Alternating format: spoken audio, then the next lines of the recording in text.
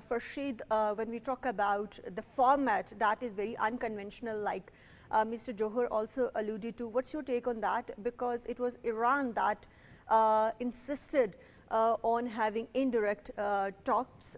What was the reasoning behind that? And also, of course, we know that these talks were held at the residence of Oman's foreign minister, which is 10 minutes drive from airport.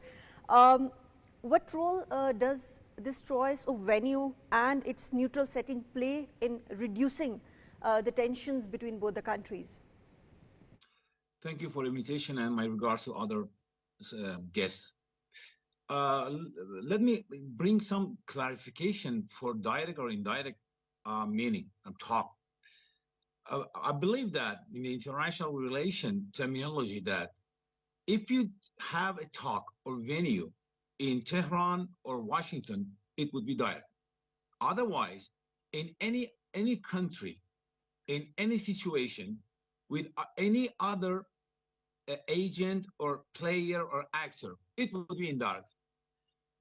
Despite of this aforementioned details, the supreme leader is already issued an executive order that it would be the talk, and the permission for talk will be indirect. So Iran is managing somehow that the supreme leader executive order based off on this order. Secondly, Iran needs some guarantors. Iran needs some testimony for the talk, because when you, for example, the letter that the other guest mentioned, that the letter was delivered by Emirates, but Iran delivered the letter by Oman.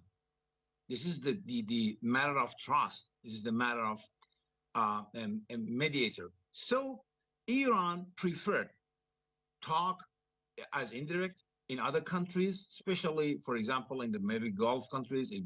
The second round would be in the Europe, and Iran is preventing to have any talk in Washington and Tehran just for the moment, because in the next, for the first step, let me tell you why Iran is preferring that. Because the first was not any debate, that was a talk, face-to-face talk. That's all.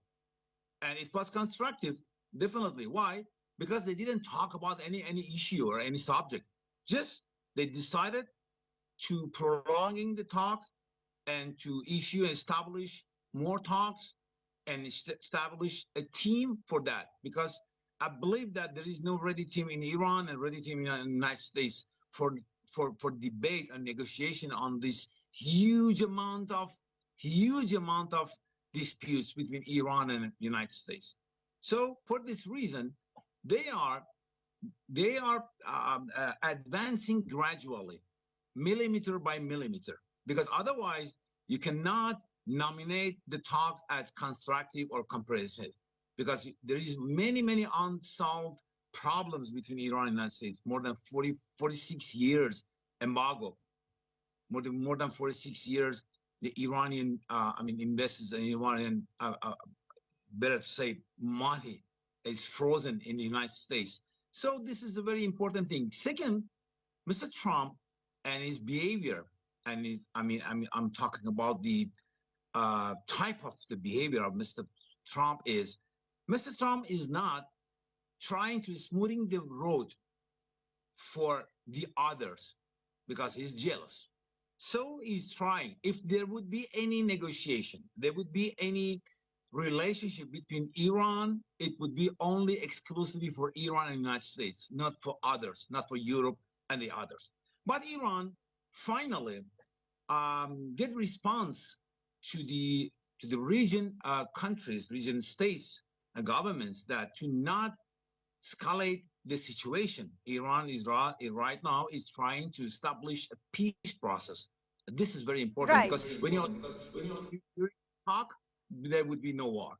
Thank you. Right, very important point raised by you, and we will be discussing about Europe's role and what cards Europe hold in all this later in the program. But Mr. Plus, we are above the 90%. 90%. Of course. Mr. Farshid, when we look at this situation, with Trump's 2-month deadline for Iran to accept the deal. How does this timeline aligns with Iran's internal politics, including the hardliners' pressure and with upcoming elections cycle as well? Deadline is already over, and we are stepping on the new step, new phase of the talks, because it's the unique, it's on your own kind, because Iran and the United States is talking face to face, and this is the first time happened. During 2015 was a different subject, and this time is different because Mr. Trump is a new issue for the world. Mr. Trump has no patience like state. Mr. Trump is Mr. Trump. He's trying to change the United States.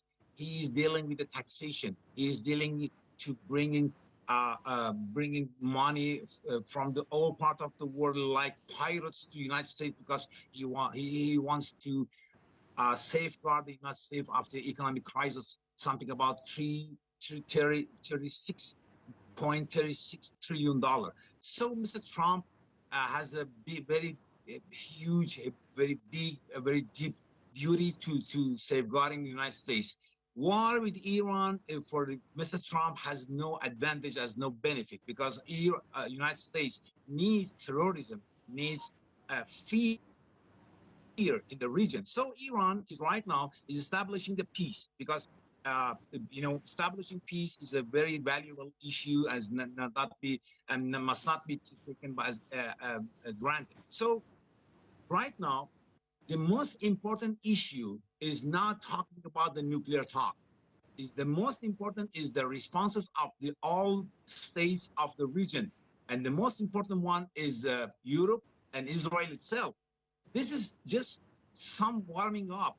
Nothing is negotiation. I believe that nothing is negotiation. Just talk, just face-to-face talk, and just they are evaluating each other. Not they are waiting each other. They are not talking, because if you want to talk about the nuclear talk, Iran will immediately stop all affairs, and Iran is not stopping, because this is the substantial issue for Iran, because the survival matter and issue for Iran is nuclear power, nothing else. So I believe that these talks is just only talk.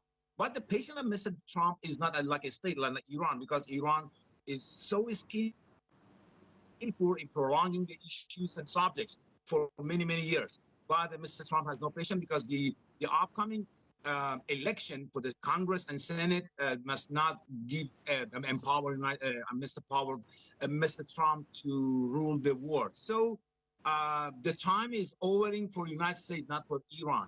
But Iran economy, as my brother said, that Iran economy, not just Iran economy, the region economy is not performing to how can I explain, to step on and to keep on with the war, because we are facing or passing some wars. They are running, like Gaza, like Ukraine, like Syria. So the region states, they are not willing to face or to leave any other war. So this is talk, and Iran is promoting this issue, this procedure, and Iran is so skillful.